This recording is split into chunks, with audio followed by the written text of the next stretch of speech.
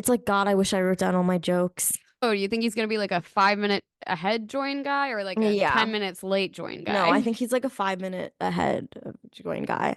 All right, can I ask if he wants to see a room tour? Yeah, can we ask him for a room tour Yeah. when Oh, he I meant joins? like show him my I room. think I can't do anything until I'm just gonna leave this here. Newman. Um, I'm I work on emergency intercom, Josh. You know this. Hereby request Josh Avide for collaboration with the Internet is Dead podcast. Please, Josh, be a guest on the podcast. We miss you. So what if we just showed you our laptop home screens for the whole interview? Just like be honest. Let's have like an honest call. This time. Oh, he entered the waiting room. Should I get out of this? No, keep it on. Keep it on. Oh, this is like really awkward. Oh, You guys hear me? Yeah, yeah. hey. We were playing games. Did you see? Yeah. Yeah, I joined and you were playing like Tetris or something. It was like run, right? Is that what it's Yeah. called? On And we had cool a math. timer. Wait, Samira, put the Yeah. timer I back. I had a clock. We had this idea. Well, Samira had this idea. She was like, "Oh, what if we set a timer for 30 minutes and then we don't tell you what it's for?" And then the whole time we're like, "Hey, don't worry about it." And then it goes off. And then after it goes off, sorry. And then what happens after it goes off? I don't understand. uh like look at that We one just like viral model starts yeah. playing, and then we start acting like really fucked up too. Oh, that would have been cool, actually. You should have just done that. Yeah, we were We were thinking about thinking it. about it. It was But like then in our brainstorm everyone sesh. Yeah, that would have freaked me out. That would yeah. be cool. But we have How's your other stuff. day? My day is really weird because I went for a walk and I have this dog that's all fucked up because it's a rescue. Aw. And she like I don't know, I was like walking her up this hill and there was another dog that like scream barked at her. And we don't know what happened to her. We've had her for like 3 months. And it's been really Okay. weird because like she's very scared. Like she's like the most scared dog I've ever met in my entire life. And it makes Oh. other people scared. And it's like done this weird thing where it's like been this theme in my head of like what you present to the world, you will also receive back. Like whenever I have friends come over, they're like all so off put by this dog. And I feel so bad. Aw. I'm like, she's just scared and she doesn't even know why. And she's Yeah. other people So away because yeah, they're and scared. then it just creates the same thing. It's like a cycle, yeah. I know. Yeah, that this is just like what's going through my head. Um, That 24/7, is really sad. like sad thoughts like Oh, I get that. I feel like everyone's been having pet problems in the universe recently. Like my childhood dog just like passed away. Our other friend's cat had like a stroke yeah, I don't know. recently. Like most of friends have animals now that seem very neurodivergent. Like a lot of my friends are like, oh, like my dog has to take Lexapro or my dog has to take like Aw. focus medications. And I'm like, that seems so interesting. Like the rates of neurodivergence have gone up in humans and in animals. And I'm That is actually really weird. I don't know if you've seen Wicked, but in Wicked, the animals are They supposed to be able to cage the talk, and animals. they Yeah. cage them so that they can't talk, and like maybe that's wait, what? In the movie they just they're like animals can talk, and then they're like conditioning the animals not to be able to talk. So originally, all animals could talk. oh wow, that's interesting. Yeah, Yeah. yeah, That is right. some predictive programming that's going on there. So you live in LA and have lived there for a long time, right? Yeah, I moved here to go to college, which was a long time ago because well, if you I was just talking to somebody recently that was like, "Oh, when did you go to school?" Because I also went to UCLA. And then I said I graduated in 2016 and they were like very weirded out by that. Well, So that's a crazy year to have graduated. yeah, there was a shooting at UCLA that year, I'm pretty sure. There was this insane day where like Milo Yiannopoulos was doing a speech called Feminism is Cancer, and people were like obviously protesting that, and then there was Mm. a shooting. Like Whoa. it might have been the same day. And that was like the last day that I was graduating. So it was a very climactic ending to my college experience. That's interesting too that they give a speech like that on UCLA's campus because it's very liberal, right? I actually don't know. I don't know how he ended up like being able to have that Maybe it's like a 2016 kind of vibe or Yeah, it like might have just been a 2016. Yeah. wait, but I am like very curious because I know like on Emergency Intercom you explained how you like met like Drew and Enya and stuff, but I'm curious what got you into doing social media and just in the life stage that you're in now, what came before that and what led up to it? So I went to UCLA, then I moved home because I was like depressed. And then I worked in like tech. This all will Wait, where did you grow up? I grew up in Sonoma in Northern California, but Okay. I basically moved home and it's like in the Bay Area. And a friend of mine was like, you should just apply to LinkedIn, which was hiring at the time. And they were just like, they were hiring anyone because Whoa. because they got acquired by Microsoft. So like I went and I lied to them and I told them that I was way more experienced than I actually was. And then they like gave me basically like a senior position and I was getting paid so much fucking money at like 22 or whatever the fuck age. How old are you guys? We're both Yeah, 23. 20. Yeah. That's around the age. And then I was basically getting paid like very well for a job I was very underqualified for, but there was just so much money and so many people at the time that it was like people like nobody noticed. And then I got really depressed again because I was like, this doesn't feel great. Like I actually don't know if I want to do this. I'm having like strange conversations with people that I don't know, they're just not very inspiring conversations Hmm. surrounding like the tech industry and whatever. And then Mhm. I moved to New York like manically because I was like, oh, I need to have my New York like Carrie Bradshaw moment. And then a friend of mine who I went to school with, art school with at UCLA, he was like, you should just quit tech because you're clearly like sad and don't want to do it. And let's just move back to LA and like do creative stuff in the form of making music. Wait, what were you doing for the tech company? I was doing like Wait, what was your degree in? Did you already? I don't know if you said that already. it was called design and media arts and it was like Okay. digital art.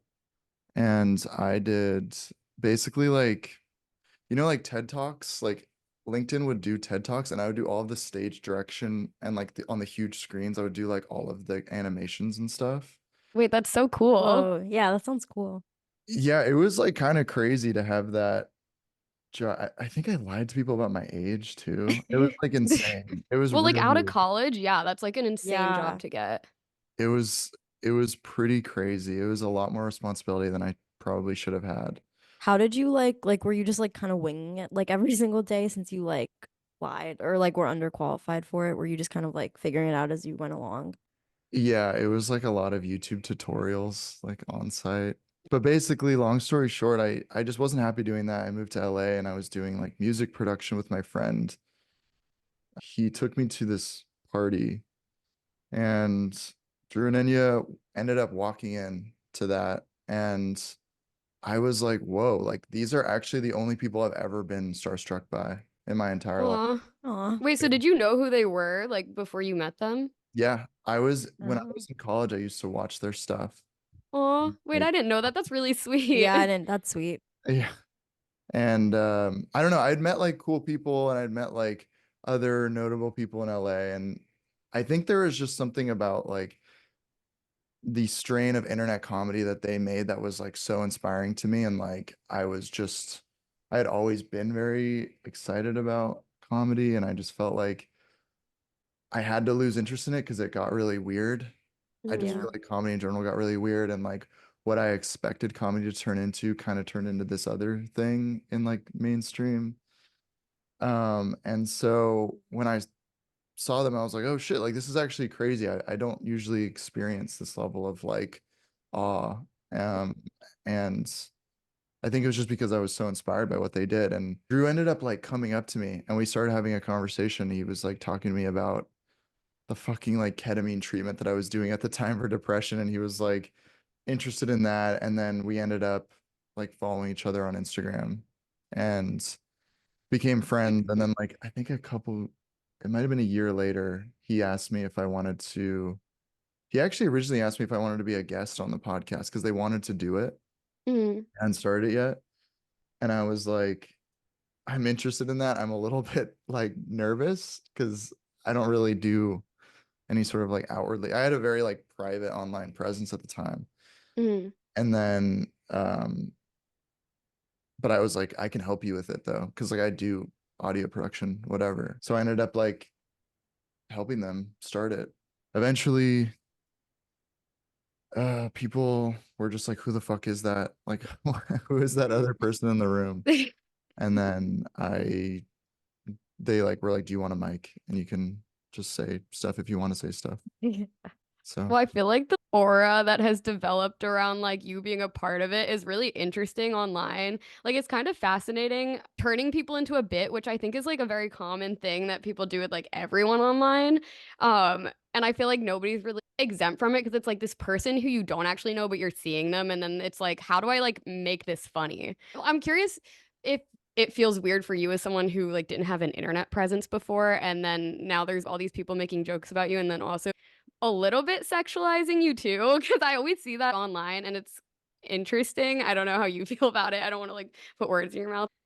I mean, there's a couple parts to that that are really trying to figure out how to how to approach it because there's like multiple aspects to this. The first one is like I was 27 when I experienced any sort of like parasocial relationship with people online, Mhm. which is weird because I think like that's a lot older than you typically have that first experience of it because Yeah. I was always really interested in like comedy and specifically internet comedy, like the strain of internet comedy that like Drew and Enya and like their friend group had done, and like YouTubers like in the primordial stage of YouTube, like fucking like Dax Flame. And Yeah. I Hmm. watched someone named Kev Jumba. Do you know who that is? I Mm-mm. He know. was like a little bit smaller, but like he was like a huge, he was just like a guy that talked to his camera in his room. And this was like 2000 and like 10. I don't know. It was like a long Yeah. Mhm. time ago. But I just never did it. I never did it because I was like really embarrassed and like self-conscious, and I don't know, I think like comedy and like internet comedy was just so close that I was like, oh, I really don't want to actually try that or do anything Mhm. regarding that because if I fail at it, it'll melt my brain and it'll like really challenge my identity. Mhm. So I had never done it. And then like at 27, all of a sudden I'm like experiencing that relationship that I kind of grew up on, like watching and admiring. And it was like, whoa. Um, a little bit surreal because I stumbled into it. I really didn't like seek it out. I genuinely, when we started the podcast, I was like, oh, I really believe in them. And I think that this is going to be like really great. And I would love to help out with it because I can do all of the like logistical stuff. Then like it turns into like actually being like, oh, whoa, there is this relationship being formed. And it's also like becoming like the sexualization thing, which I was like, again, and people don't believe me when I say this. I genuinely do not understand why. Like, because I have this view of myself, which is like so like not like, oh, that is someone who can be viewed as attractive as like kind of self-deprecating as that sounds. I just don't have that belief like within me. So it is really weird. It's weird for me to like view, and I'm like, to be honest, mostly I view it as like, oh, this is just like a joke. This is a meme.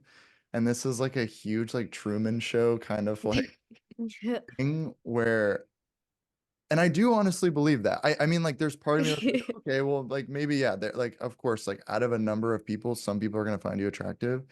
But the majority of me is still like, this became a joke early on, and then it's just like kind of compounded. And like I have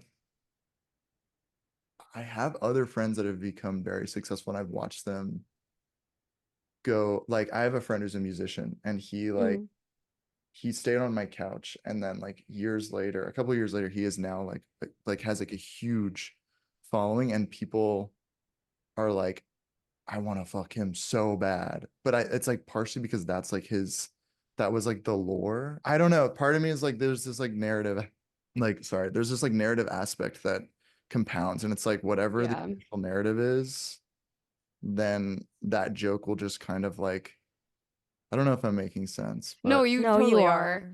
I think, yeah, I think people like to like have something to latch onto and then take that and run with it. Just I think like because everyone just wants to put everyone in like boxes and like give each other like roles, you know, to make it easier for them. And so I feel like that's also a big part of it.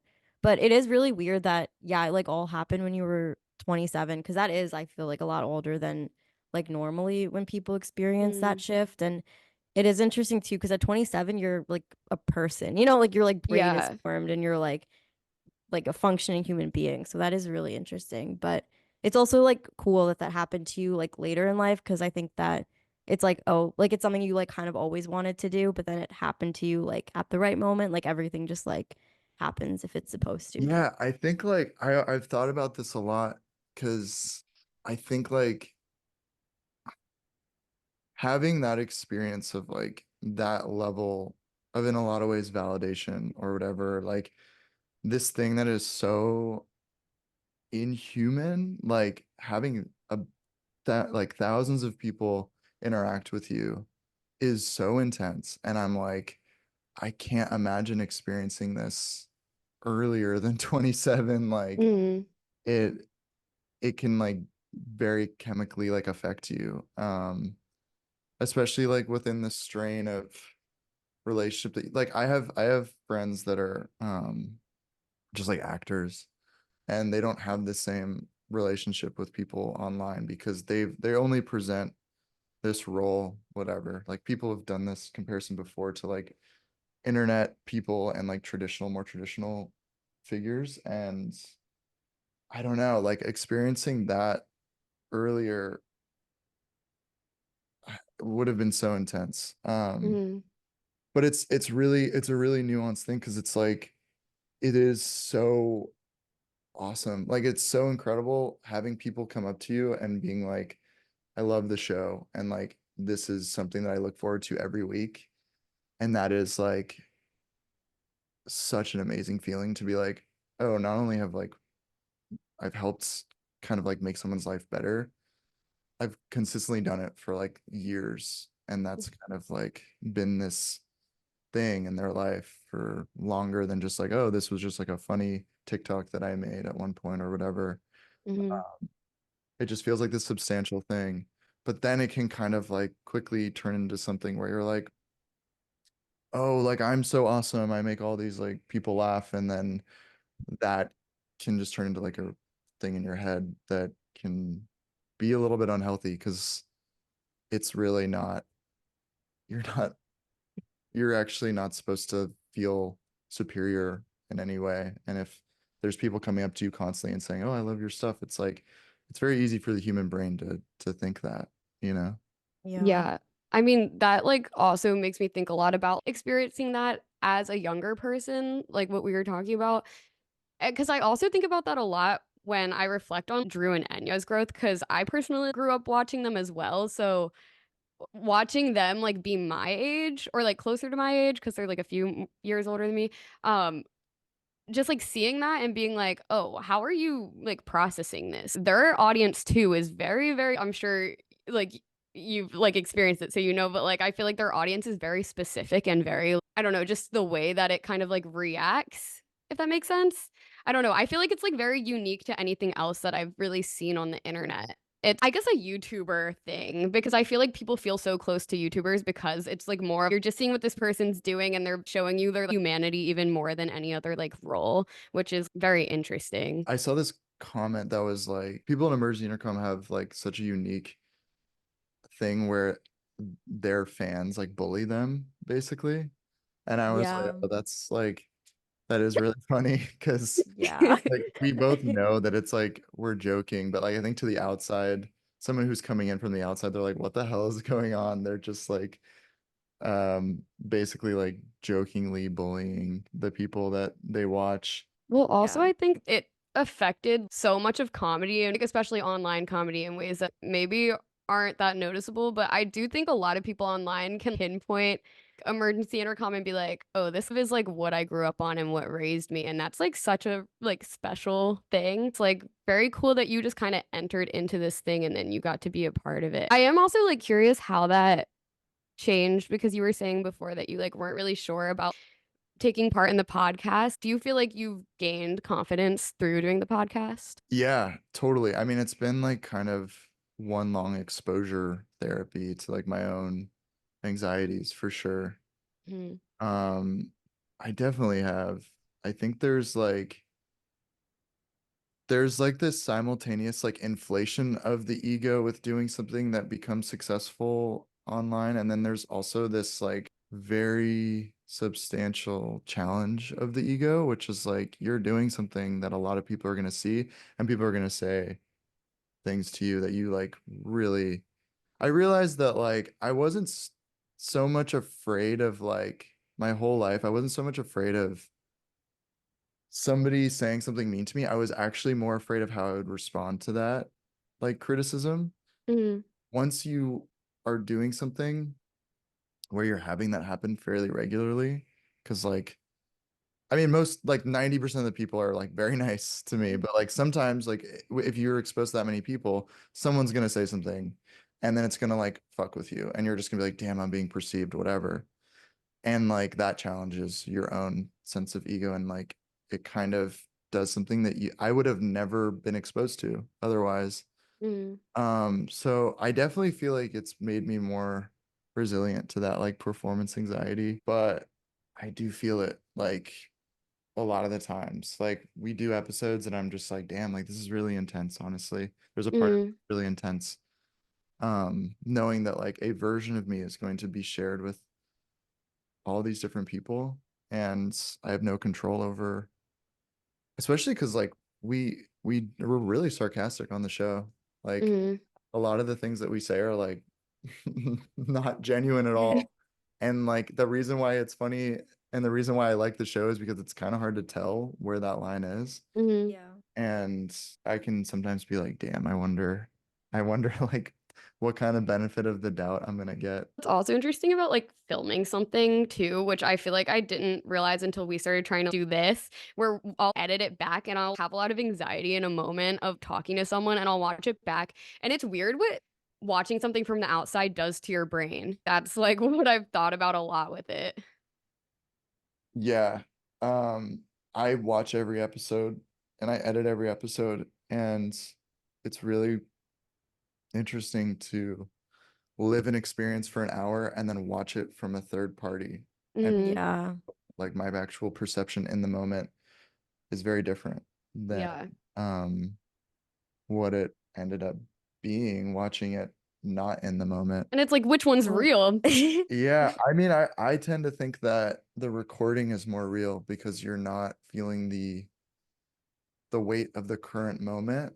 I feel like that yeah. it's a little bit easier to be objective when you're watching the recording. Yeah. Well, it's just weird to watch like yourself talking for an hour and be like, oh, that's me. Like I'm an actual person and I'm saying these things and these things are words that are going to translate into the world and people are going to hear them. Are you spiritual at all? I mean, just from how you're talking about ego, and I'm also really curious what shifted in your mind because I know you talked a lot about like the ketamine experience on the podcast. I'm very curious how you feel like your worldview has shifted since then, or if it has, or I don't know, if it made you feel more spiritual or if that's what you even would call it. Well, I think the ketamine treatment helped me in a way where it by no means was like a cure to whatever I was experiencing, which at the end of the day was just this very deep pain of just the current moment and the current existence that I was having. And it helped me understand. It was such a shock to my system. It helped me understand a different perspective Mm, that I literally could not connect with at all. But it wasn't a cure. It was just like, oh, look, like there is actually this other way of being, which isn't necessarily like happiness or peace. It's just like a difference. It's not just this depressive weight. And so I don't know, like I actually don't do the treatments anymore mm, because I feel like they kind of brought me to where I needed to get to, which again was just like, oh, there is this other thing, and that belief that there is another perspective. And I've been talking to a friend of mine who I made in the last like couple years, and she has like quickly become one of the closest people in my life. Because she has gone through like this really, she's gone through some like really intense stuff, and a big part of her like recovery from that was a sense of spirituality that like I've Mm. always been a little bit grossed out by. I think that's like a side effect of like the like contemporary way that we view like religion or whatever in the last like 50 or 60 years. But it's like I think my relationship with her has helped me like recontextualize that and just be like, oh, while ketamine was not like a cure, it did help me feel like there was this other world. And then I don't mean like the astral plane. I just literally like, oh, thinking about not being or a perspective that isn't just sadness and like hopelessness. And then she was like, she has basically explained that a lot of like the deficiency that she felt as a result of what she went through and like the hopelessness that she had was kind of addressed with a feeling of like community that I think goes hand in hand with a sense of quote unquote spirituality, which is Mm. just like doing things for other people, forgetting about yourself, whatever. This is all like guy that did mushrooms vibes. I understand, but like No, I don't even think it is. Like, Yeah, I don't think so either. it really is like I think yes. The long-winded answer is like yes. I've definitely been like, oh, I should like help people more. I should do more like acts of service. I should do things that are just not about me because that mm, is a spiritually uplifting thing and it will help me just like whatever. But when I say like spiritual, that's kind of more what I mean is just like Hmm. not self-focused. mm, Yeah. It does feel spiritual. It literally does to like yeah, to somebody and actually have like a non-transactional conversation or interaction with them. It does feel Yeah. like that's like Well, I guess the word is more spiritual. yeah. yeah. I do think that like the whole like point of being human is like to have interactions with other people and like to make friends or talk to other people. And I feel like that in itself is, like you said, like the most spiritual thing you can do. Because I think just like being human is a spiritual thing. Like you are being spiritual by just existing and by interacting with other people. Spirituality is it's very interesting because it is also the word and what you attach to it.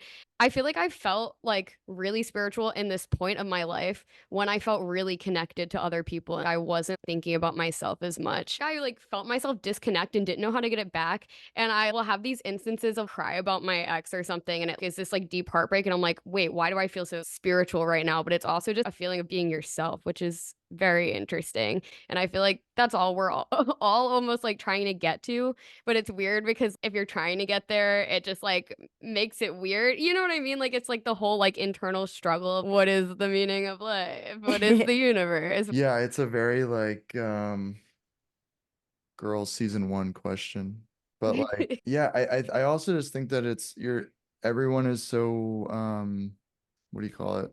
Incentivized to not be spiritual or whatever because there's like this connotation and then Mhm. we're like there's also so many reasons to be self-centered that makes so Mm. much fucking sense. Like, especially living in a city, you're just like worried about yourself and worried about paying rent ever. And if you don't have like a ton of resources, it makes sense to like just focus on yourself and like make sure that you're good. I try to just be like, okay, that's also okay. Like it is okay. But there gets to a point where you're like, again, it's like there's the healthy amount, and then you slip into just being like, I'm only thinking about myself, and this is actually very bad, I guess, Yeah.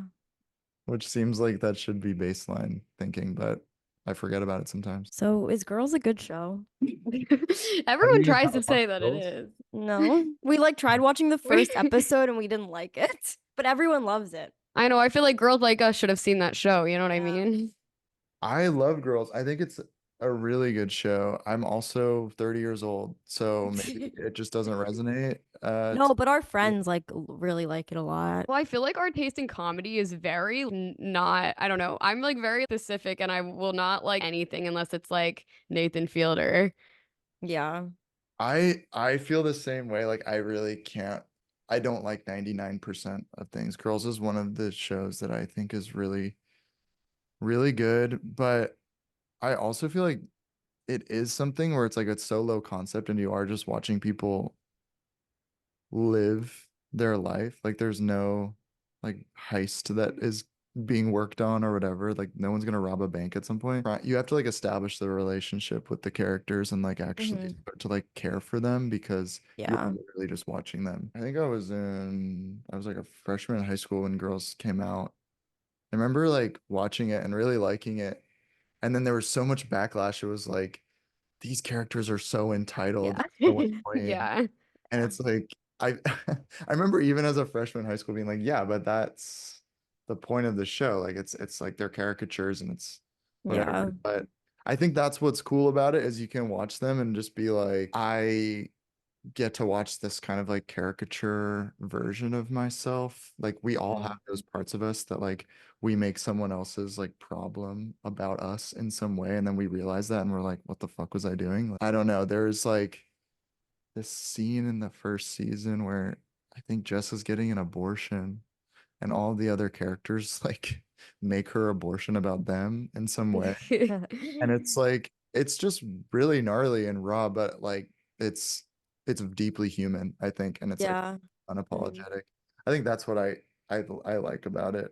But Well, whenever yeah. it's like I don't like girls, I'm like I also understand that. Do you have certain shows or anything like in general that you think are as top comedy media? Or that's like impacted you or like the way that your like brain works. Cause I feel like we have like, or like everyone has like those like shows or like just like pieces of media that you've seen that you like just like change the way you like view certain things. I remember, okay, when I watched 40-Year-Old Virgin for the first time, and then all of the subsequent like Judd Apatow Mm-hmm. first, like the good ones that came Mm-hmm. out. Like I know Judd Apatow didn't make Forgetting Sarah Marshall, but it's in that like world. Yeah. Like I Love You Man, 40-Year-Old Virgin, Forgetting Sarah Marshall, Super Bad. That was like the first time that I was like, holy fuck, like this is so good. And it's not Yeah. like it was so like charisma based. Mm-hmm.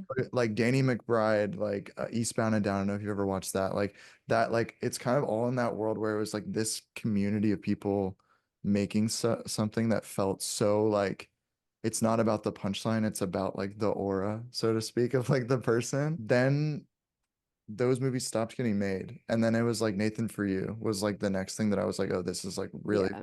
good. Mm-hmm. Um, That like blew my mind when I saw it the first time.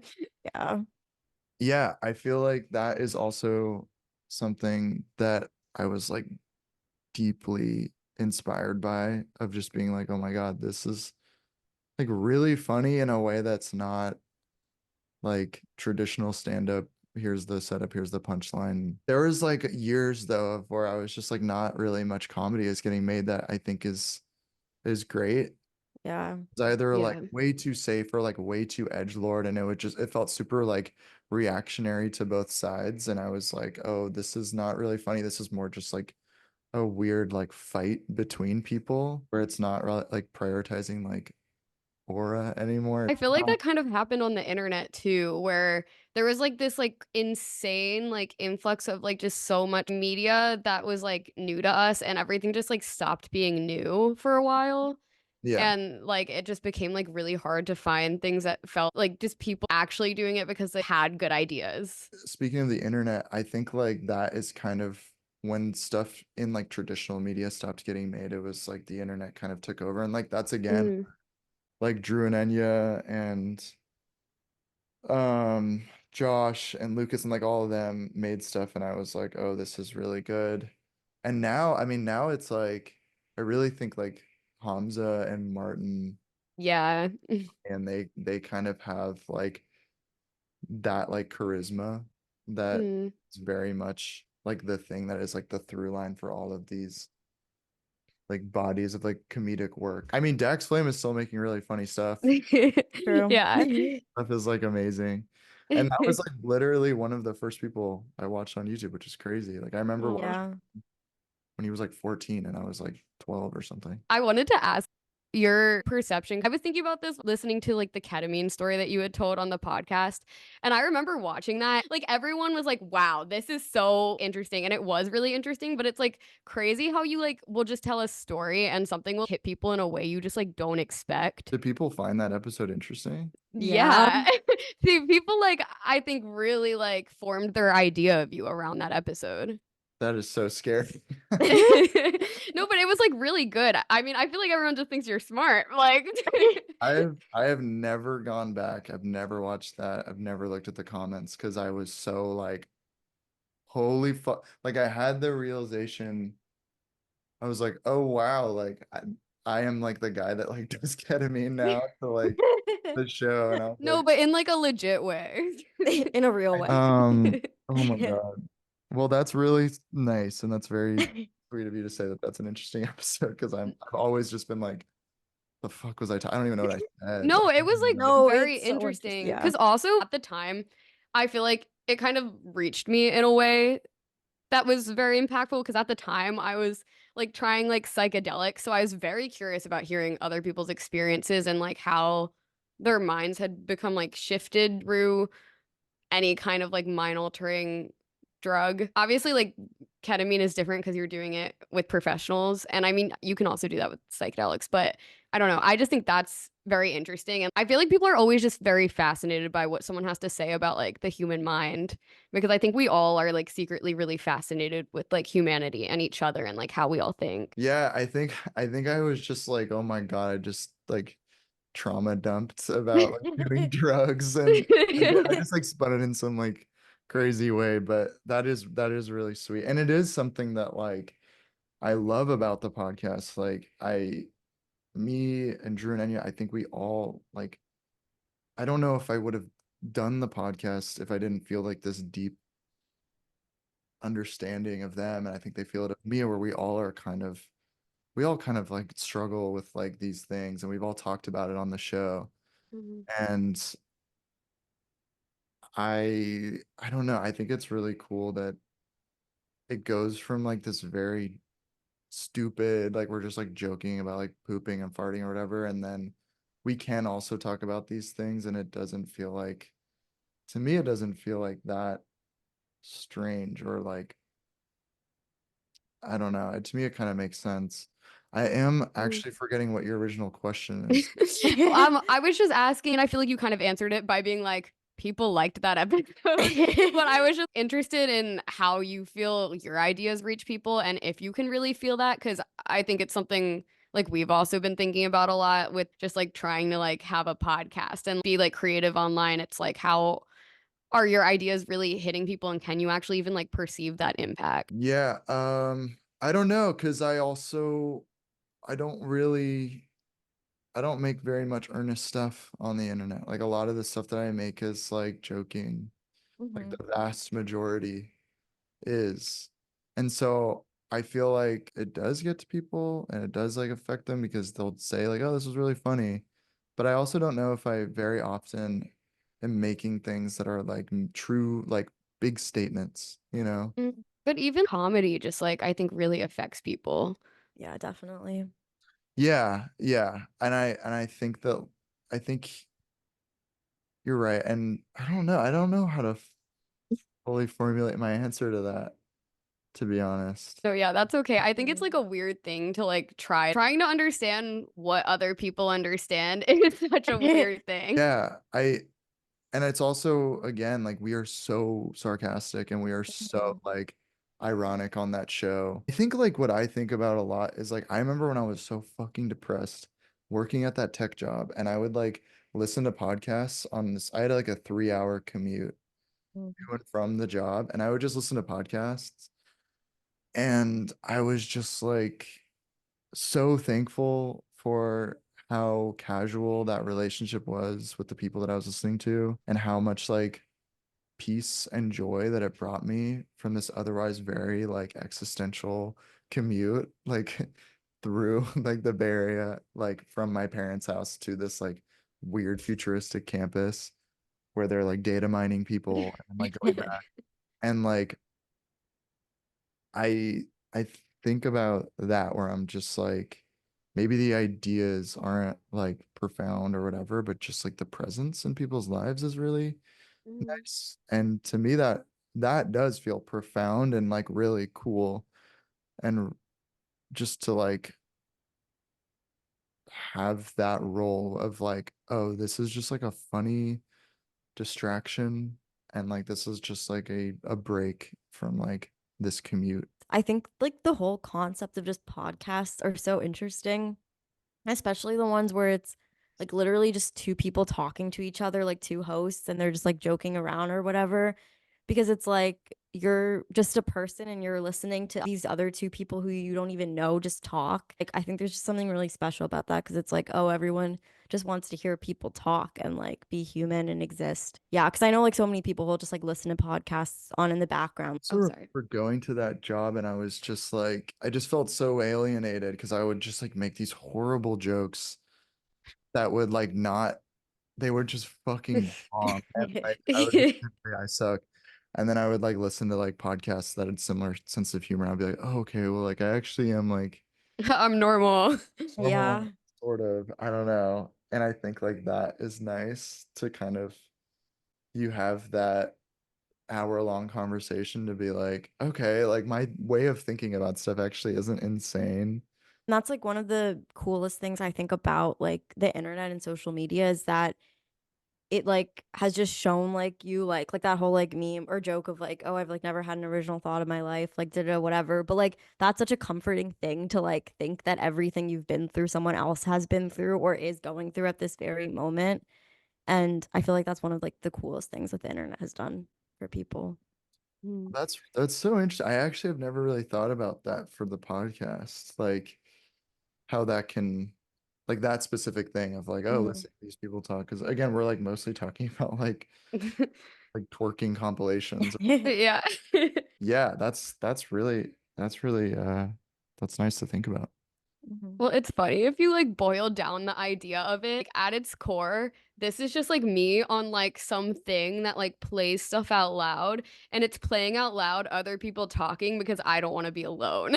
Like, isn't that Yeah. so weird? I don't Yeah, it know. is. But it's also like I don't know. I think I also just have this perspective of for years, literally just doing that on my commute Mhm. to and from work. And that's the other thing. I've talked to other people that have like successful podcasts and they did comedy and then they started their podcast, whatever. And I was like, whoa, like you actually don't have the perspective of like listening to podcasts. Like you never listened, Mhm. just started one. It is weird. It is weird.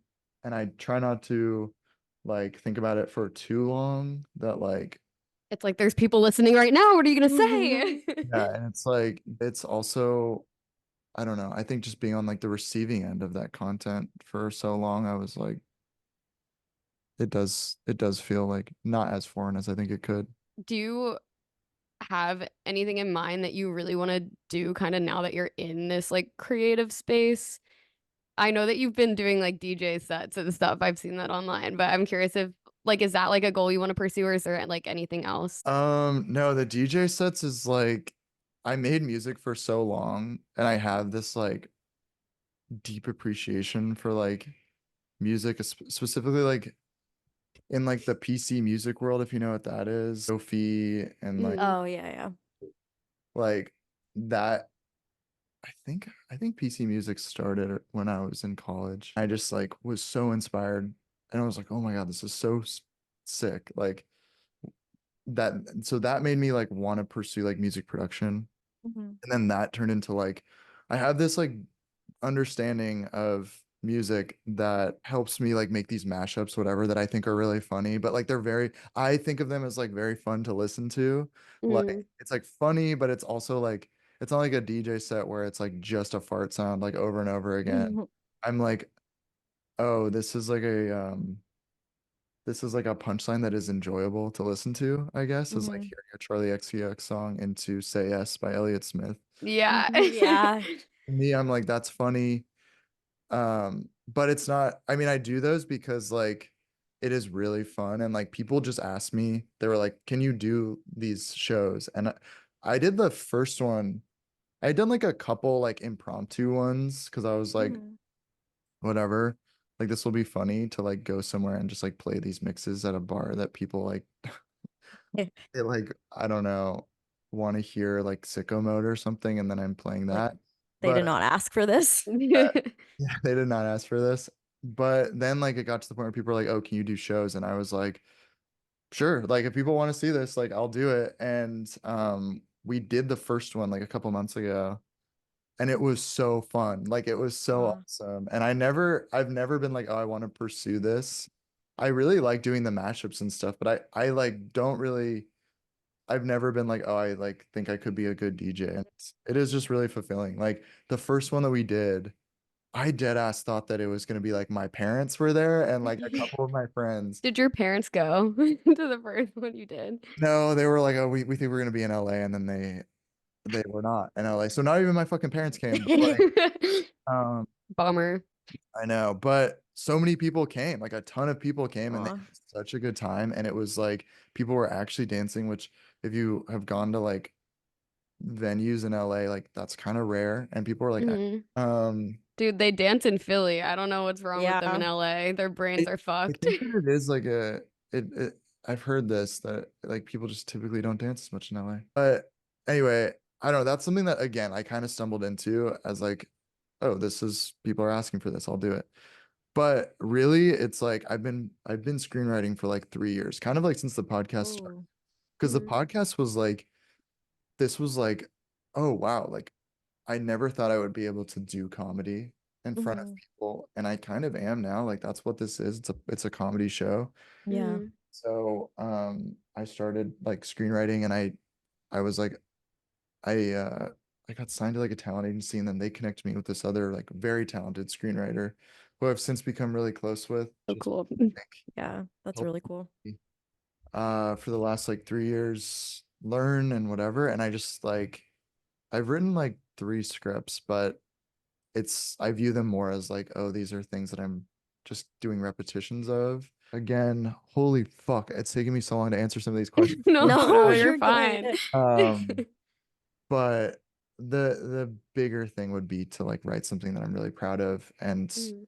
involve the people that I've met through this to be in it.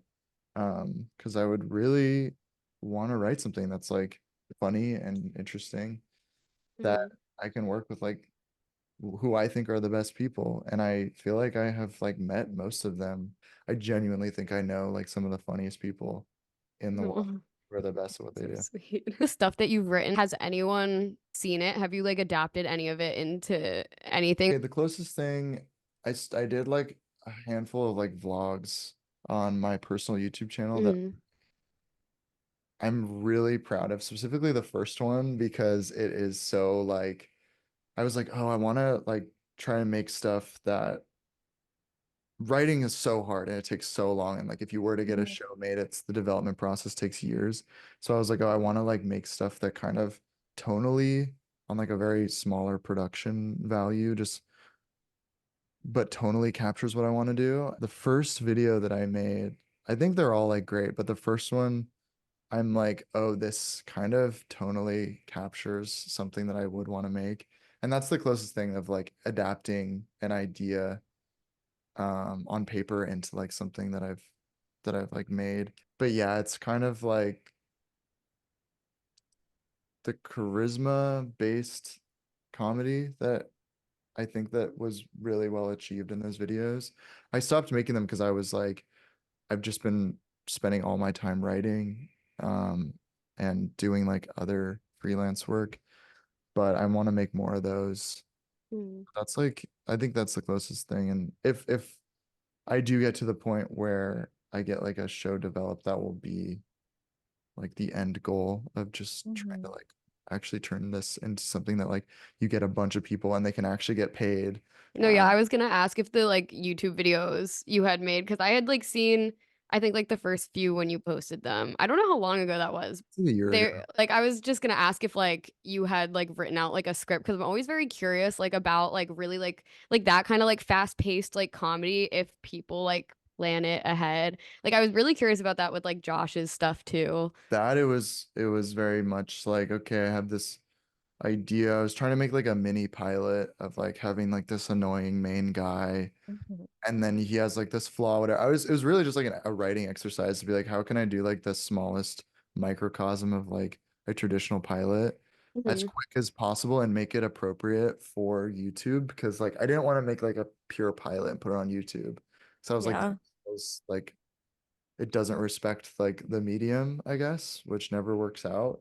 So that was like, I was like, okay, here's this like main idea. It's like a caricature of myself who like really wants to have like 1 million subscribers in like a very shallow way. Like that's just all that he wants is like validation. And then I just created like a sequence of ideas. And then it was mostly just like, here's like the situation.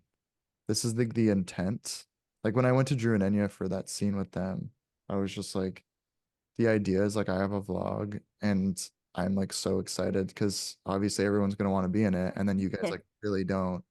And then I like set up the bit where like I get my clothes torn off and like I like sprint Yeah. away. Yeah. It's so satisfying to see stuff like that on YouTube where there's like just like this work that's like very like, I don't know, like subtle, but it's like obviously like you had to put Plan it. effort Yeah. into making that. Like it's very like thought out. It's Yeah, great. thank you. I a friend of mine was like, these videos seem like you don't put any effort into them, but I really like them. And then I was like, that's awesome. Like that's actually great. I put so much fucking effort into them, and I want them to feel like as effortless as possible. So what are I'll your tips for picking up girls? for picking up girls. I'm actually like, I don't think I've ever picked up a girl before in my entire life, so I don't have like great tips on that. Dude, the girls are gonna hate that answer. Yeah. They're not gonna like They that are gonna one. hate I'm just that. telling you now. It's not a fun answer, but I've never made like a conscious decision. Oh, I'm gonna go like hit on a girl and then pick her up. So I honestly don't And have then pick her up. I'm gonna pick her up. Pick her I'm up. gonna lift her, carry her somewhere. I don't know, like a Lamborghini, like having like all Gucci like tracksuit and like a Lamborghini. Hmm. Okay. I think that would work like super well. If you like were to make a music video about your ex who you're still in love with like a bunch of girls in the music video, that gets the girls too. Oh yeah, Yeah, yeah. it gets you voted like sexiest man alive. Uh what is it? Whatever it is. World's sexiest That's guy. what I think you got it. Yes. Ruler of the free world. But do you prefer blondes, brunettes, redheads, girls with black hair? Don't count us out. Um, I love women. Everyone knows this. I am like a woman stan. So like all Okay. Oh, are women. you a feminist? Hmm. Oh, I should have fucking started the interview with that. I thought people Yeah. knew that shit. If you want, I can like edit it in. Yeah, we could do some sort of, you could just do some like AI generated video where Okay. Okay. Just so What do they you think know. they would generate if you were AI? Like, what do you think they'd generate for you? what do you mean? What does that mean? That doesn't make sense. No, like Like how if you like were like make me, like someone said in ChatGPT, they were like, "Can you like formulate like a person?" And it's Kai Newman. I feel like I get so many comments that are like, you look AI generated because I look like really? every guy. Like I'm like a mesh of like every white guy, and it's just, Yeah. like when you blur them all together. So, do you believe in karma? I do believe in karma. Yeah, I do. Well, I think it's like maybe here comes like the long ass fucking answer, I guess. I think it's like if you do something bad and you feel bad about it, you're going to give off a bad energy and people are going to pick up on that shit. And that is often what karma is. Because I know people, I've only met two bad people in my entire life that are like What do you think constitutes a bad person? Yeah. someone that like does something bad and they don't ever show any signs of remorse or like self-awareness. I've known people that have done horrible things, and I'm like, you're not a bad person. You just Mhm. like circumstantially are going through it. Like you really are. And like I can see that. And then eventually years later, they're like different people. But there's Mhm. like only two people I've ever met, and I'm like, yeah, like you don't give a fuck. Like, Who are they? it's it's role Is it model. us? Yeah, it's the role model and the dare. It's role model in the dare now. No, these Uh, are like people I that live in like my hometown. Yeah, I feel like the vast majority of the time people are just acting from a place of fear or something. Mhm. mhm. Cooked and they're not actually bad. People like I think just have to check each other more often, but in a nice way. Yeah. Yeah. Yeah, we have That's to bring yeah. back roast culture. Yes, we should do Real. Justin Bieber roast. Like, Justin Bieber roast now. No, We yeah. leave could. that man alone. Well, I was just saying because we had a lot of good Yeah. ideas like for this. I was saying we could be like girl Eric Andre. Like we could be like modern day Eric Andre if we had like done it all. Like I was gonna say we could all like take a shot Yeah. or like 7 minutes in heaven or something. Oh, over Zoom? Yeah. We could play a drinking game. Like what if in the middle of you talking, I was like, I just feel like there's like a vibe right now. Like I feel like you just like keep looking at me. I would um I would go drink more because I'm already super drunk. And you, yeah, you say that right after we talk about like being sexualized and like Yeah. intercom, and you're like, so I just feel like there's a vibe. Yeah, I just feel like there's a vibe. That would have been really funny, honestly. Well, what's like the worst thing you've done to a woman? The worst thing I've ever done to a woman is present, not be present with a You woman. know, that's what they say when you ask them at the bar, and they're Yeah. like, "Oh my God, the worst thing I did was like be Not like not respect her. too invested." Sorry, I'm just kidding. I believe you. I think you're a good man. I cared too much. I think that's the problem. Yeah. So, what are your parents like? My parents are like very, very kind people, and they're actually like the Aw. most s- stable people I've ever met in my entire life. Well, actually, Aw. one of them is not, but like now, like when I was growing up, she wasn't, but like now she's like so caring. She was always like a great mom, but she wasn't like as stable before. But then my dad is like just like he's like um like Kung Fu Panda, like his vibe, Yeah, Mhm. like my dad. They're That's just how you want a dad to very, be. you know that is nice. very loving and very kind and very, very present in my life. That's like you want your dad to be like that, or like Like Steve Adam Martin. Sandler or like Steve Carell when he was in The Office. Yeah. Mm. Well, I don't know.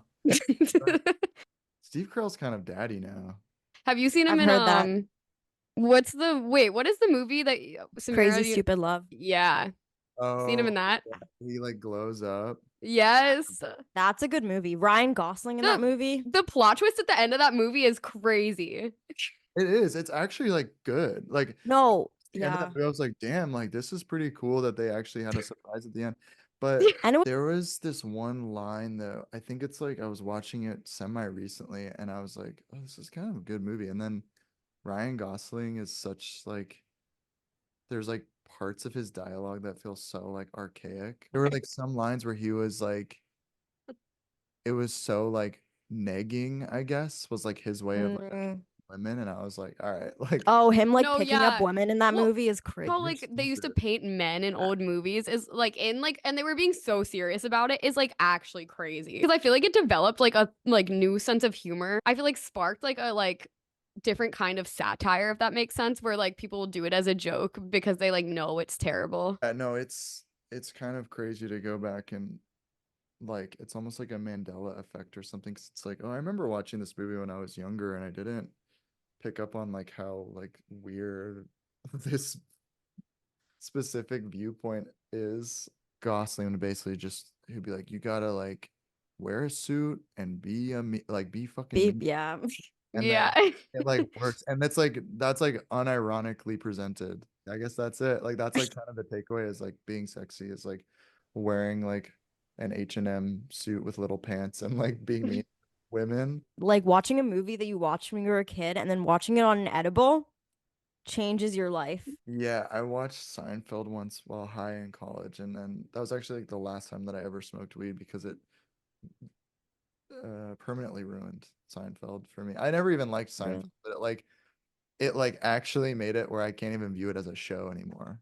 I'm just Whoa. Well, like, would you oh get like bad weed psychosis? yeah, like I react so bad to weed. It actually is like I've I've done acid, I've done mushrooms, I've obviously done ketamine. Weed Mhm. is the scariest drug in the fucking world to me. Like I've had like the scariest experiences. Remember the first time I ever did an edible, I like ate it with my friends in a room and then I stood up and like I was like, oh, here we go. Now we're doing the edible conversation. But like I finished the song and I was like, I don't really feel this. And then as I was like changing the song on like the iPod Touch, I was like, oh, I've been scrolling through this for like hours. All of a sudden, I was like, Mm. oh my God. And then I just like realized that I had entered like a different plane of reality. And then I like slowly turned, and my friend who convinced me to do the fucking edible was standing right in front of me. And his face was just like ghost white. And then he just like threw up like all over Oh, himself. And then it was like hell for the next like 7 hours, basically. Like, that's time is just like such a crazy thing when you're like when you're high. Going to the bathroom when you're high, Dude, I freak every time. I I like have freak to like out. bang on the wall to remind myself that I'm like still in the same room and I'm not just like peeing in my bedroom by accident. Well, I also just think that like so much, like I feel like it's been hours like of me being in the bathroom and then I like freak out and then I'm like, no, actually it's been the opposite where it like hasn't been long enough. It's really hard because like I feel like as soon as you kind of understand the thing that like the experience you're having, like you kind of forget it with time and you forget what the like difference between those different things are and what they do to you. And like it's kind of I feel like a lot of the like comfort in doing those things is like knowing that like oh like I've done this before and like I have the experience in this thing so it's not gonna like tweak me. I feel like it's like hard to like compare and like almost remember what the experience is. Does that make sense? Like, and I was like just wondering if you guys have like measures of like, oh, this is what this thing is to me and this is what this thing is to me. Like, and you can like compare the different experiences. Cause I feel like at a point I could. And now I would just feel like it's all just like in this like pool of like anything could happen in any of them at any time. done like psychedelic drugs in a while at this point, but I remember like there was like one specific one that I always think about that was just I remember I was going I this is actually a bathroom thing, but it's like not funny at all. I was like going pee and then as I was like walking out of the bathroom, I was like I felt like I couldn't move my legs very well Uh, on I think I did acid or something. This was like 8 years ago. And I remember feeling like a child and like my own self was like wrapped around me and I was like helping myself walk. And I whoa. Whoa. remember feeling so like, oh my God, like this is why people do drugs. Like this is like it. And like this is so nice because I can like view myself as like a child and as my like my own father or something and like taking care of myself or like as a big brother or whatever. I had this like very familial experience with myself where I was like every age of myself at once, like embracing myself. And I was like, Aw. this It's is what really pretty. that was like a good one. But I haven't like done any drugs in so long. Part of the thing where I was like, oh, like the ketamine stuff helped me and then I had to stop it was like not like I ever was like, oh my God, I'm like worried I'm gonna get addicted to this. That's actually, I think other people might struggle with that more, but like I would have such consistently uncomfortable experiences doing it. But that I was like, I don't ever want to do this shit. Like, I never want to do this. I do this because like I literally am like, okay, this is seems like it's the only thing that has helped me. I just it made me realize like, okay, I can feel that, and then I can be like, oh, there is this like other more empathetic version of myself out there. But when I'm sober from it, I can't really connect with that fully. And what it Mm. feels like I need to do is like work, like a lot of work over years to like connect with that thing that you can do sometimes Mm. with that other shit. Yeah. Makes a lot of sense. I've been like just like connecting with like community and stuff, and it kind of like brings it back to like what we were talking about in the beginning of the episode, like is all like intertwined in that, I feel like, in like becoming closer to yourself, like becoming closer to other people, like doing things that like just like feel right. I think it's like really amazing that substances like that exist where you can just like see this like peek into like this like like super true form of self, and obviously it like doesn't do that for everyone, and like it's not the right thing to do for everyone experiences psychedelics like, differently. Yeah, I know. I mean, I I view them so weird. I'm just like, I never really enjoyed it, honestly. Mhm. Hmm. Like most of the time where I would do anything besides like drinking would kind of, I still drink, but like not really that much anymore. But like drinking's like the only thing that would like alter my mind that would consistently be like, oh, this is like better. Like I feel like I can like make eye contact now. Drugs like most of the time would be a very like uncomfortable feeling.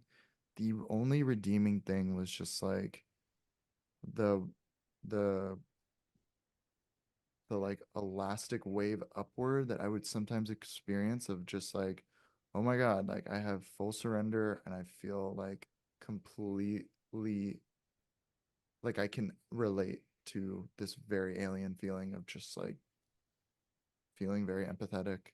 Mhm. And then Yeah. the rest of the time I would be like freaking the fuck out, honestly, most of the time. Have come up to me after listening to that episode and of the like the ketamine one. They've been like, oh, I think I'm gonna try ketamine. And then I'm just like, I don't know. Like they were like asked for advice, and I'm like, I actually like can't give you advice because I don't, I did that as like a last resort, and Mhm. there's aspects that worked, but it was also like I would have very uncomfortable experiences doing it, and it felt very like amorphous, like what the benefit was, if there even was any benefit. Hey, that's like similar to my experiences with it, where it's always just been like very uncomfortable. And I like always feel physically very uncomfortable, where my body just feels very weird, like in the worst way possible. It's also interesting too, like talking to people before doing your first like psychedelic or before doing anything, because it's like that's like not gonna, because everyone's brains are just wired so differently. And I know that's like a pretty obvious statement, but it's like someone's experience on a psychedelic is going to be so different than your experience. And so there's like, even like with people coming up to you and asking about doing ketamine, it's like there's like nothing you can say because it's like you have no idea how it's going to play out for them, kind of thing. Yeah, yeah, it's like I have no idea if this will help you. I also feel like the levels of there's been a lot of different mental illnesses, and there's like different severities, and there's different strains. Hmm. Like Mhm. I have a friend of mine who is like incredibly successful, and he like performs in front of thousands of people, and he like has severe depression, and like the way that he deals with it is by being in front of people all the time. And I'm like, Yeah. fuck, like what the fuck is that? Because like Mhm. I feel like depression has always been the thing that has stopped me from like going out of my comfort zone. Mhm. Same. It's just Even like like, different like versions yeah. of shit. I don't know. Like even with the way that like Brittany and I like both experience anxiety, I feel like is so different. And I think that that like is like the first thing that really showed me how different like the same mental illness can be on people, because it was like the first time that I ever saw that up I close. feel like everybody your age has anxiety, like literally everyone. Probably. I mean, Actually, I don't know. I do think that like everyone does in a form, and like if they're I don't know, I do think that like it comes out in different ways, and if someone says they don't, they just aren't identifying it as anxiety because I don't know, but obviously everything's so different for everyone, so maybe that's not even true. That's like the talking point about Gen Z is like Gen Z is anxious. Mm. Yeah. It's like, I don't know. Like it feels like it's true, honestly. like I'm super anxious. I'm not even Gen Z. I'm like whatever, like the cusp is. But like, I feel like I don't know. I'm always interested asking people that are like early 20s right now because Mhm. that is Mm, like the thing. It's like Gen Z is depressed, lonely, and anxious. I don't know. Like I have a lot of friends that are millennials. I have a lot of friends that are like mid to elder Gen Z. mhm. I don't know many people. I don't know. I'm always just curious. And I feel like to me, my assumption is yes. Like most people that Yeah.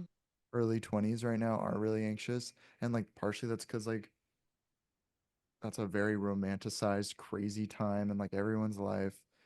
But I Mhm. also feel like, how the fuck are you not anxious when like the entire way that we are interfacing with one another is like so accountability based? Like it's Mhm. impossible not to have like calculated thoughts. You're so instead Yeah. to like Yeah. have calculated thoughts because like, dude, even I don't know. I mean, I'm gonna like old head myself here for a second, but like when I was applying to jobs, I didn't really have as much of a digital footprint anxiety as I would imagine somebody who got a phone when they were like 10 years old does. Yeah. Mhm. And I'm just like, damn, that must be. But I still like, I had anxiety about that. When I was applying to jobs, I did have anxiety about that, but I'm just like, I just got a phone later. Well, I feel like what I relate it to a lot, like just like the overall question of like, does everyone like at least our age like have anxiety? I feel like I spend a lot of time like we hang out with a lot of people are very into arts and very into performing, and I often because I'll like read stuff at like open mics and stuff like that, and I was so fascinated by the anxiety that that produces, and like I really like was like, so how are you guys doing this? And it looks like this from my perspective, and like I just like started asking everyone I knew, you get anxious before you perform? And it doesn't seem like there is a person who doesn't. It's just like how well they hide it. And I don't know, maybe there are people who just don't get anxious before they perform. I don't know. I'm just like attributing that to like one like small experience because it's like really easier to measure. Performance anxiety thing is really interesting to me because I had that same thought. Like Mm, I am around a lot of people that I'm like, holy fuck, like how do you do this? Like yeah. Yeah. how do you go on stage? How do you like do stand up in front Yeah. of people? And what I feel like is maybe the anxiety never goes away, but like it gets recontextualized in your head. Mm, I was talking to my friend who's um he's an actor and like he does acting like coaching. And I'm not like pursuing acting, but I'm really interested in like being able to perform on command, you know, and like Mhm. yeah. and he was talking to me and he was just like I'm gonna like butcher this, but he was like the anxiety and the fear never goes away. You just kind of learn that it's not necessarily bad, I guess. Mm, And like Yeah. your relationship with it, like instead of pushing it away, you can embrace it and like actually that is what makes people perform well in weird ways. well, It's like whenever this you thing try to control anxiety, it like makes it so much worse. yeah, yeah, exactly. Um, but yeah, he also said this thing that was really interesting, which was like you're not performing, you're experiencing. Like the best performers are like experiencing what they're doing. Mhm. Mm. Like That's performing, if true. you think about it, is like disingenuous, you know, Yeah. or No, whatever. that's a nice way of putting it. Yeah, Yeah, he said that's that. so interesting. That's really insightful. What the hell? Yeah. That's like what also fascinates me a lot about it. And I think why I like started asking people about it when I would see peers of mine get up. It could literally be like you're walking to the front of the room and you're standing there and now you're talking from there.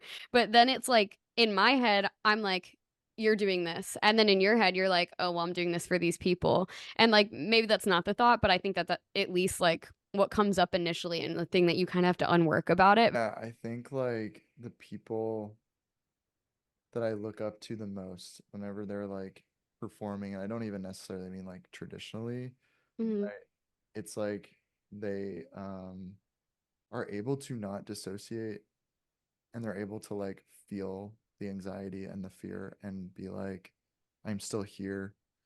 And yeah, I think that's always been like when I walk away from something, I'm like, damn, I did not like perform well because I had performance anxiety. It's because Mhm. like I wasn't there. I just wasn't there. I was like Mhm. so Yeah. not present. Apart from performance anxiety, I do think just like general anxiety is also like I feel like everyone also has that now because of like what you were saying. But also just because like you literally just have the entire world at your fingertips, like on your phone. And it's like, how does that not give a person anxiety, you know? Do you guys both do open mics? Yeah. Yeah, yeah. What style of open mic? Like comedy or readings? Like Like readings. poetry and like, yeah, writing. Yeah. Like the most insane thing for me to like, because I feel like I've always looked up to people who do a lot of creative stuff. So like performing Mhm. is such a big part of that. So when I started like being more serious about writing and reading stuff out loud to people, I think it really did something to my brain because I just like don't have as much of a filter now with people because of it.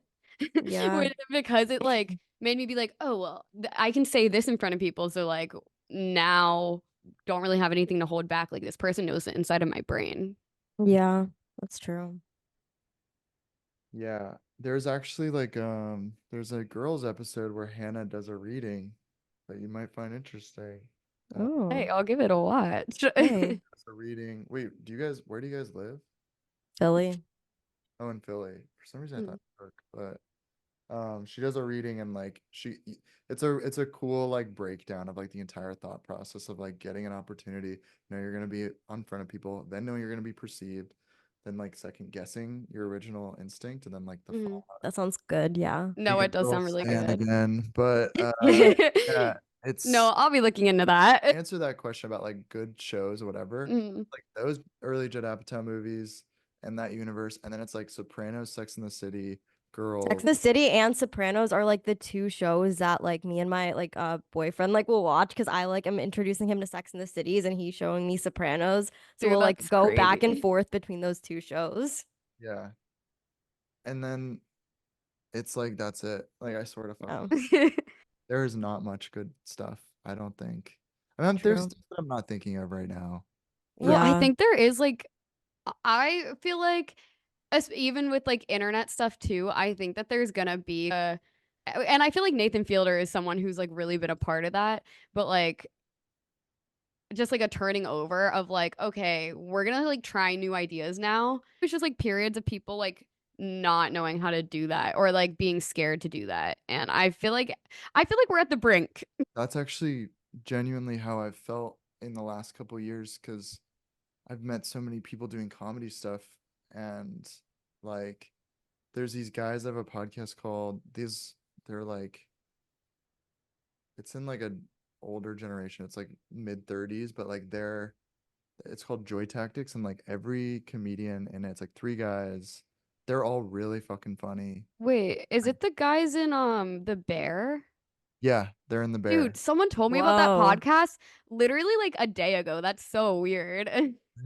Yeah. In the bear and they are super funny and there's like a whole little world and I'm seeing like oh there's like people doing comedy that are making like genuinely funny stuff. Like I guess like in my head I was just like I felt like comedy would be like the natural progression would go from like the Judd Apatow world and then it would turn into like a hybrid of like internet and that and it would be still like movies and shit and it would like evolve and then it kind of just like didn't and then it does every once in a while there like shows like these things every once in a while there will be something that shows like those worlds coming together and it being really good but now Mhm. I'm like oh I'm seeing so many people I'm meeting so many people and those guys included that are making like really funny shit and Yeah.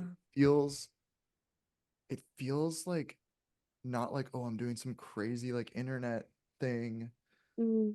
but it also feels like it has like the traditional um it feels like oh a traditional like oh they're doing stand up but it feels like new if that makes sense it's not Yeah. Yeah. doing like purely alt comedy that feels like performance art and Yeah. why it feels fresh it's like Anyway, I'm glazing a bunch of fucking people, and I need. No, thank you for Yeah. like sharing the like recommendations because that's Yeah. so weird though. I literally was just recommended that podcast like 2 days ago. Like, and That I is was really meaning to weird. like listen to it in the past 2 days, but I just haven't had time to.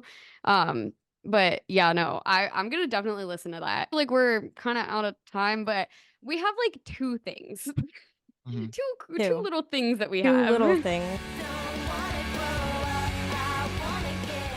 We have a little PowerPoint real Okay, quick. Oh, can you see? Oh, it's kind of glitched out. Oh, it looks like really fucked up. what's happening? Oh, Really? okay, it's normal now. What the hell Can you happened? see? Yeah. Oh. So we just wanted to ask you with these like we had like a bunch of images. Ah. Sorry. We were just gonna ask you what you see. Yeah. So we were just like interested in how your brain works and stuff, you know? Yeah. That's the first one. The Donnie Darko rabbit. Mm. Oh, we're off to a great start. Um, like a beetle. It looks like a beetle. Um, Drew's big bubble butt is like what I think about. I don't know why. That's weird. That's That's really weird. weird. These are all off of like the ink blot. Like Oh, these really? are Yeah. all, That's a yeah. tech So test? it's kind Like of the weird. standard Yeah, like the testing. whatever it's called. Yeah, test. Yeah. Um, this specific shade of green reminds me of um damn, I actually have never seen this shade of green before, and I'm having a completely novel experience looking at this. Feelings of joy, excitement, anger. Feelings of joy, doing poppers. Ooh, Oh, I why? like yeah. can I don't know. smell ketamine for some reason. Like I didn't know ketamine had a smell, but like I can like smell it. This is a picture of Charlie XCX and a white guy and a baby. Mm. This, Happy family. yeah, this reminds me of my family, parents vibes. Do you want That's what Charlie I XCX to thought. be your mommy? No, it doesn't kind of look like her. It Yeah, does like a a little little bit, yeah. bit. Um, Claro. This looks Yeah. Claro. This, what do I, okay. Is it? Look No, like, just like really think about it. Like Yeah. really. okay. Dig deep. Because like this one does mean something. They Alright. all mean something. They all mean something. Sorry. Come on. Behind this is that no matter what our modes of transportation are, we will always wait until the last fucking second, and we will always procrastinate, and we will, no matter what, we will be late to where we have to be going. We know Can you go to the that. next one? Sexy or um,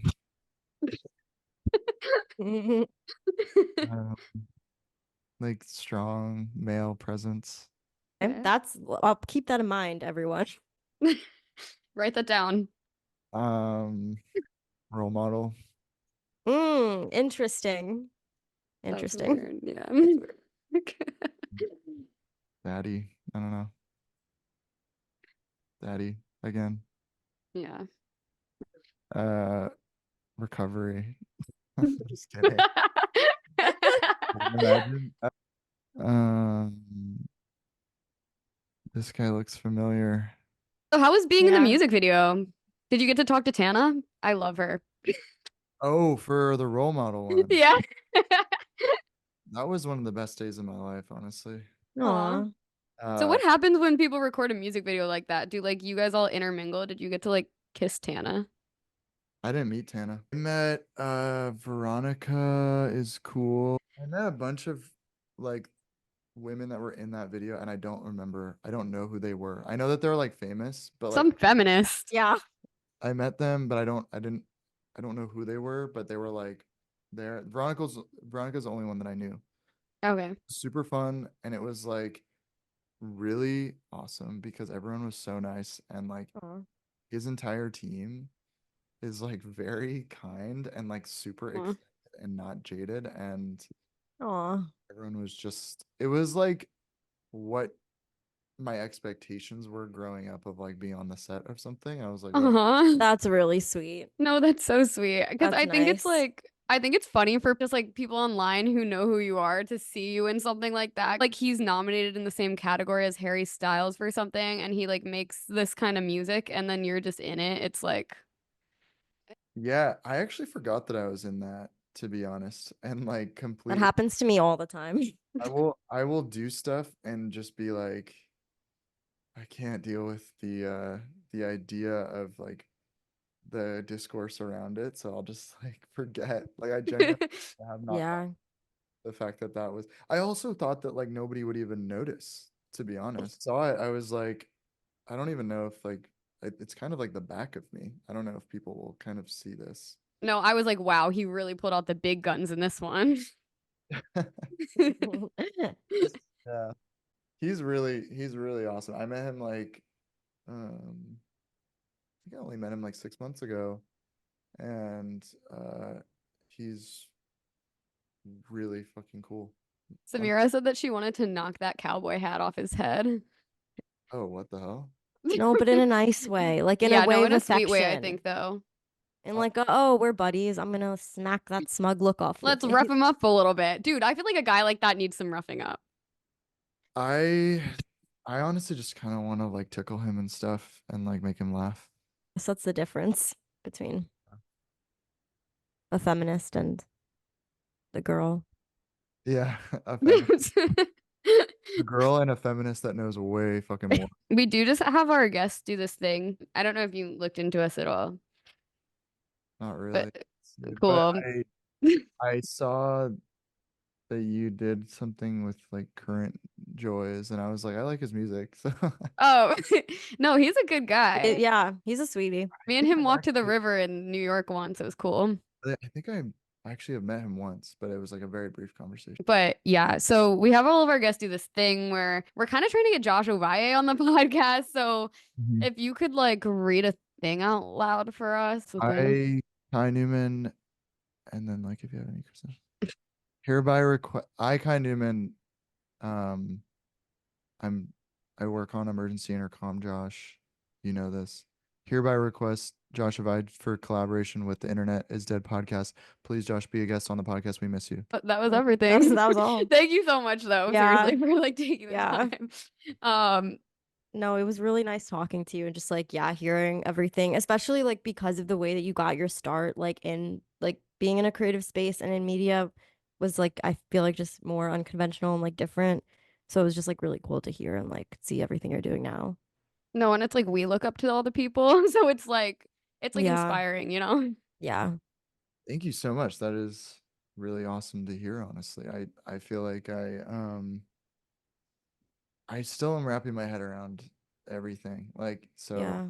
I think like I've had conversations with like Drew and Enya, like whenever we do live shows, it seriously still is crazy because we are so much of it is just making stuff in a room and like in the kitchen and then like uploading it and being whatever. And then you just kind of go back to your life. And then we do like the live shows and people are like, I watched the fucking podcast and it is, yeah, it's like, it's a really sweet reminder.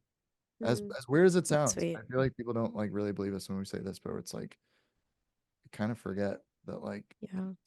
you know, people are enjoying it. So thank you so much. I appreciate it. Yeah, of Yeah, of course. course. I think that is like a really weird thing, which is like being online and like you're like the thing you're successful at being online and you can't actually physically see it. Like Yeah. that would like fuck with my brain. Yeah, it is a little bit weird, but it's a movie. It's literally a movie. So Your life's a movie.